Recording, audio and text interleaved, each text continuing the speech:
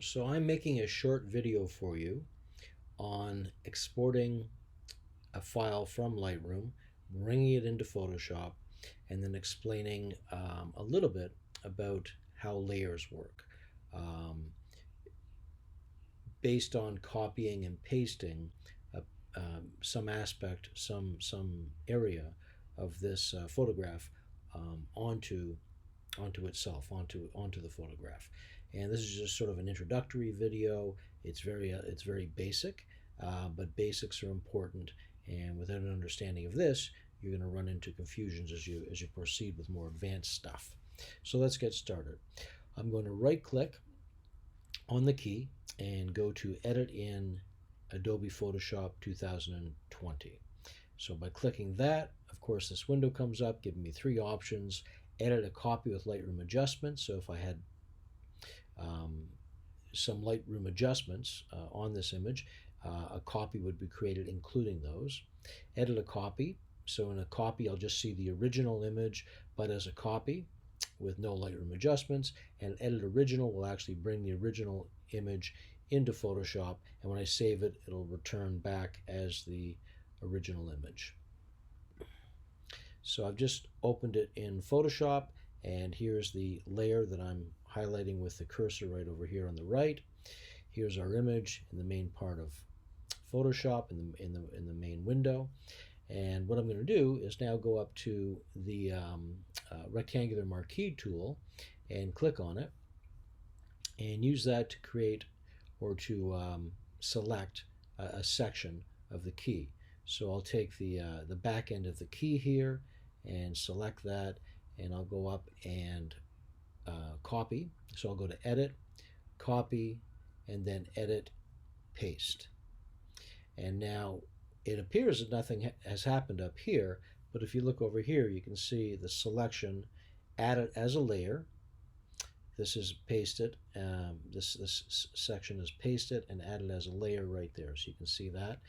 And now if we go to the Move tool, which is right above the Marquee tool, if we go up here and click on it, you can see that activates these borders and these anchors that you can then manipulate. You can change the size of it, for example, and so on. But this is a copy, and notice when I move the selected area, it also moves within the thumbnail over here on the right. All right, and then if I go click with the check mark, if I click the check mark, it saves that. All right, so that's that. And then if we make let's say a copy, if I right click on this beside to the right of this thumbnail, if I right click and then I say duplicate layer, which is right here, and I hit duplicate layer, it'll say layer 1 copy, so it's naming the new layer. I click OK, and then sure enough, it makes a duplicate of that layer 1 copy. So I have layer 1 and layer 1 copy. So we've just created two layers based on a selection of the main photo. And then if I, being with that I have the Move tool here, if I go over and move, you can see the two different layers.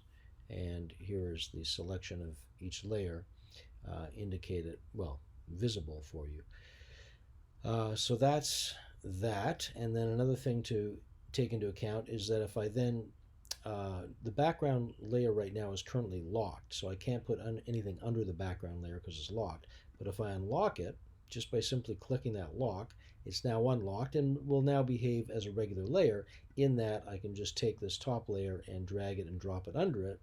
And notice it disappears. You see the outline of it, the border and anchors, but you don't see the actual image because it's blocked by the key. This is just showing the selection where the item is, but you can't physically see it because it's blocked by the key.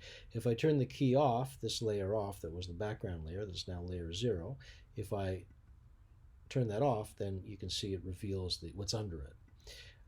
I can also take this layer and simply drag it. I'm going to drag it now and put it back on top of the key, and there it has appeared as well.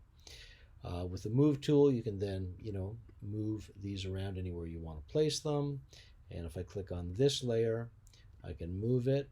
If I click on this layer and then try to move this layer, nothing's going to happen to this layer. You can see I'm moving the other layer, because whatever layer you've selected is the layer that's going to be affected by your actions. Right, so you have to click on the layer to affect it. On this layer, this gets highlighted over here, and I can move it.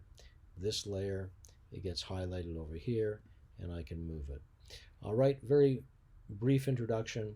I hope that helps, and that's it for now.